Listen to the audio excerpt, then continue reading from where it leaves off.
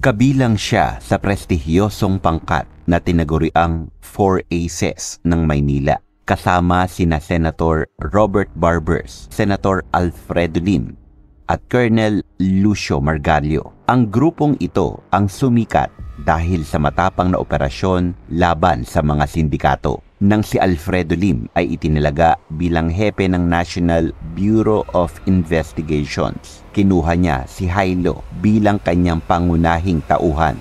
Isa sa pinaka-pinag-usapang operasyon ni Jailo noon ay nampaslangin niya ang isang army colonel at isang major na sangkot sa malakihang operasyon ng iligal na droga. Maraming ulat ng matagumpay na buy-bust operations ang ikinabit sa pangalan ni Jailo. May mga pagkakataon pa na personal siyang humahabol sa mga drug pusher na tumatakas kahit na delikado. Sa ganitong paraan, unti-unti siyang napansin hindi lamang ng mga nakatataas kundi pati na rin ng media. Ang kanyang pangalan ay nagiging bahagi ng mga headline, isang bagay na bihira maranasan ng mga ordinaryong pulis. Kaya halina't ating balikan at mas kilalanin pa si Captain Reynaldo Jailo sa ating komprehensibong dokumentaryo sa pagpapatuloy ng ating istorya.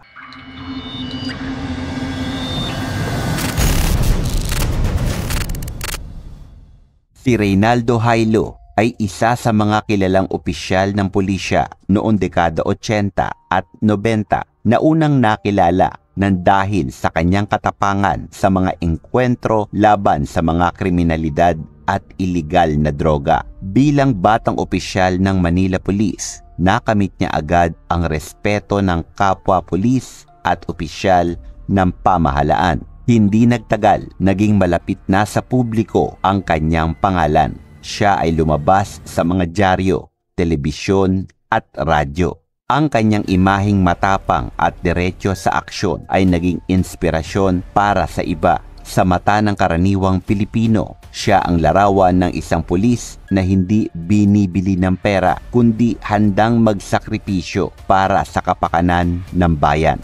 At gaya ng ilang tanyag na pulis, dumating ang pagkakataon na ang kanyang kwento ay naisalin sa pelikula. Tulad ng naunang mga pelikula nila Colonel Billy Bibit at Bobby Barbers, isinapinikula rin ang buhay ni Captain Jailo, isang patunay ng kanyang kasikatan at impluensya. Sa pelikulang ito, pinakita ang kanyang mga engkwentro, kanyang pagsusumikap laban sa droga at mga sakripisyo na kanyang dinanas. Para sa maraming manonood, si Jailo ay hindi lamang karakter sa balita. Siya ay naging bayani sa malaking tabing. Sa mga operasyon, hindi nawawala ang tensyon. May mga pagkakataon na muntik nang mapahamak ang kanyang grupo. Ngunit sa bawat laban, ipinakita ni Jailo ang kanyang tatak, mabilis, agresibo at determinado. Ang kanyang estilo ng pamumuno ay diretso, walang paligoy-ligoy, walang atrasan. Para sa kanyang mga kasamahan, siya ay leader na handang sumabak sa panganib kasama ng kanyang tauhan. Para naman sa mga kriminal, siya ang bangungot na nakabuntot, laging nasa likod ng kanilang mga galaw. Sa puntong ito ng kanyang karera, maituturing na nasa rurok si Captain Reynaldo Jailo. Siya ay miyembro ng Four Aces, pinili ng Pangulo para sa pambansang task force. Tinitingala ng media at iginagalang ng kanyang mga kasamahan. Ang kanyang buhay ay naisapelikula, isang bihirang karangalan para sa isang pulis. Sa mata ng marami, siya ang ehemplo ng tagumpay sa serbisyo. Mula sa ordinaryong pulis, naging national figure. Ngunit gaya ng kasabihan, the higher you climb, the harder you fall. Hindi alam ng marami ang kasikatan at kapangyarihang iyon ang magsisilbing mitya ng pinakamabigat na yugto ng kanyang buhay.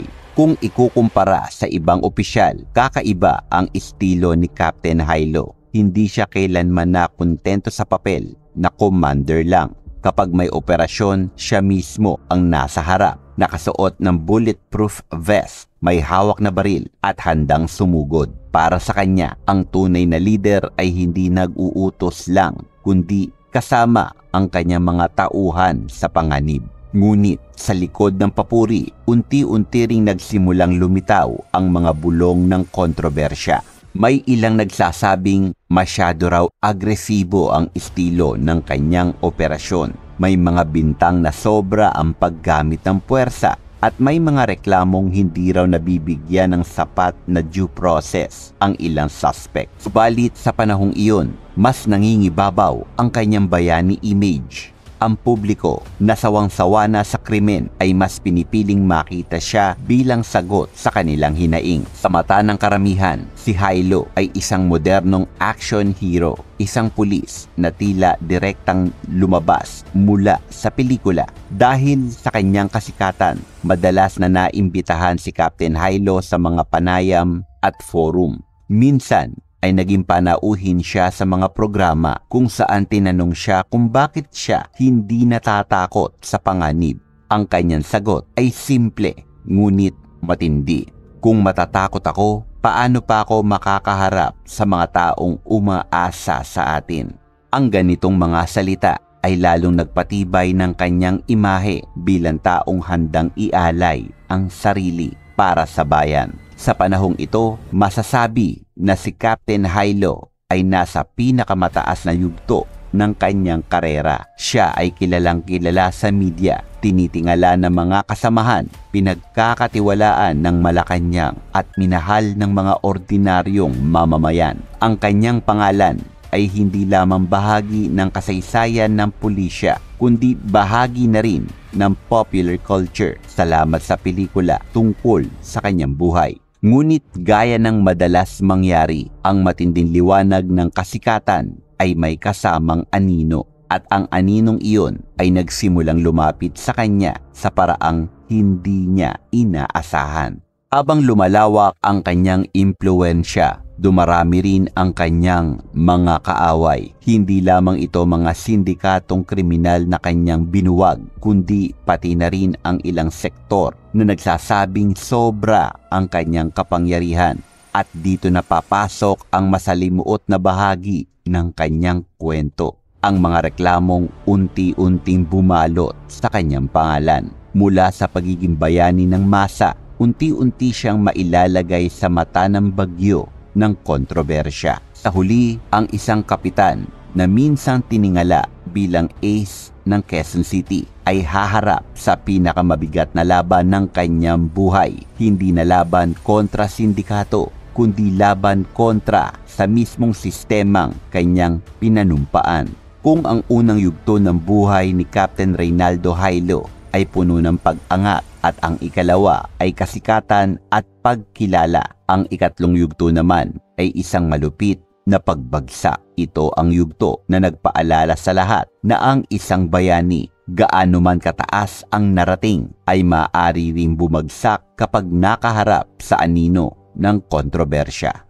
Noong kalagitnaan ng kanyang karera bilang pinuno ng Presidential Anti-Illegal Recruitment Task Force, isang operasyon na naging mitya ng lahat. Kilala ito bilang Magallanes Drug Sting Case. Sa operasyon, may ilang suspect na umano'y drug couriers ang nadakip ng grupo ni Hilo. Ngunit imbis na matapos sa normal na proseso, nagsimula ang reklamo mula mismo sa mga naaresto. Ayon sa kanila, sila raw ay dinukot, ikinulong ng walang sapat na kaso at pinilit na magbigay ng pera kapalit ng kanilang kalayaan. Ang reklamo ay lumala at nauwi sa pagsasampa ng kasong illegal detention at robbery extortion laban kay Captain Hilo at ilan sa kanyang mga tauhan. Sa mga unang ulat, marami ang hindi makapaniwala paano ang isang pulis na naging simbolo ng tapang at katapatan ay biglang pagbibintangan ng ganitong kabigat na krimen. Ngunit habang lumalalim ang investigasyon, dumarami ang mga testigo at biktima na lumalantad. Isa sa kanila ang nagpatotoo na sila raw ay pinagbantaan ng grupo ni Hilo at pinilit na magbigay ng malaking halaga upang makalabas. Mula rito, unti-unting nagbago ang imahe ni Hilo. Ang dating hero ng masa ay sinimulang makita ng iba bilang abuser of power.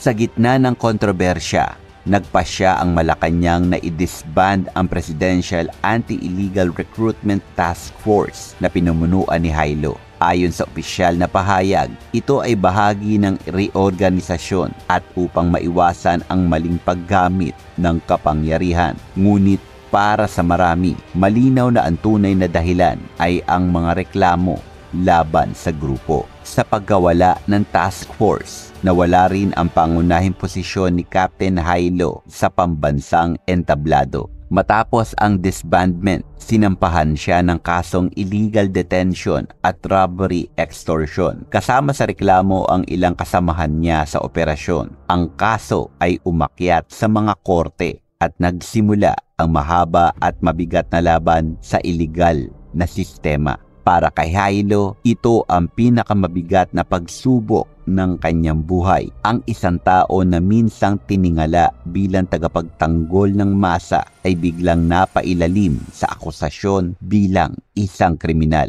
Habang tumatakbo ang kaso, naglabas ng warrant of arrest laban kay Captain Jailo. Ngunit sa halip na kusang sumuko, siya ay naging fugitive. Sa puntong iyon, hindi na siya matatagpuan ng mga otoridad. Ang dating pulis na siyang humahabol sa mga kriminal ay siya namang hinahanap-hanap ng kapwa niya mga pulis. Isa itong matinding ironya mula sa manhunter, siya ngayon ang hunted. Habang lumilipas ang mga taon, ang kaso laban sa kanya ay umabot hanggang sa pinakamataas na hukuman. Sa desisyon ng Korte Suprema, pinagtibay ang kanyang pagkakasangkot sa mga reklamong isinampa laban sa kanya. Ayon sa ruling, malinaw na nagkaroon ng pag-abuso sa kapangyarihan at hindi nasunod ang tamang proseso ng batas sa ginawa ng kanyang grupo. Bagaman may ilang argumento ang depensa, hindi ito umubra sa bigat ng testimonya at ebidensya. Ang dating pangalan na minsang nakaukit sa mga dyaryo bilang bayani ay ngayon nakalista bilang halimbawa ng pagbagsak dahil sa maling paggamit ng kapangyarihan. Hindi naging madali para sa publiko na tanggapin ang pagbabagong ito sa imahe ni Jailo. Marami ang nananatiling naniniwala na siya ay biktima lamang ng politika at paninira. May ilan pang nagsabing kung totoo ang mga bintang, bakit hindi ito lumabas noong kasikatan niya? Ngunit para sa iba, malinaw ang mensahe. Kahit gaano ka pa kabigat na pangalan sa law enforcement, kapag nakatikim ng kapangyarihan at hindi ito ginamit ng tama, babagsak ka. Kung babalikan, ang kwento ni Captain Reynaldo Jailo ay parang pelikula mismo. Sa unang kabanata, siya ang bayani na lumalaban sa kasamaan.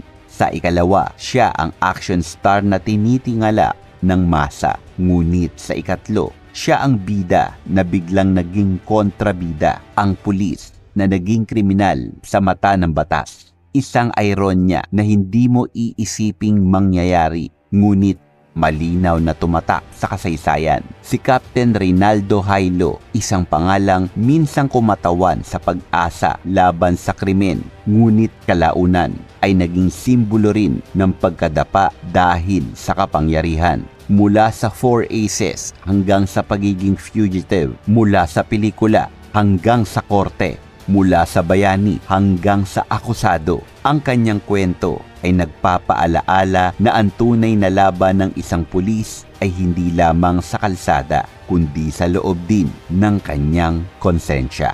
So ngayon, alam mo na ha?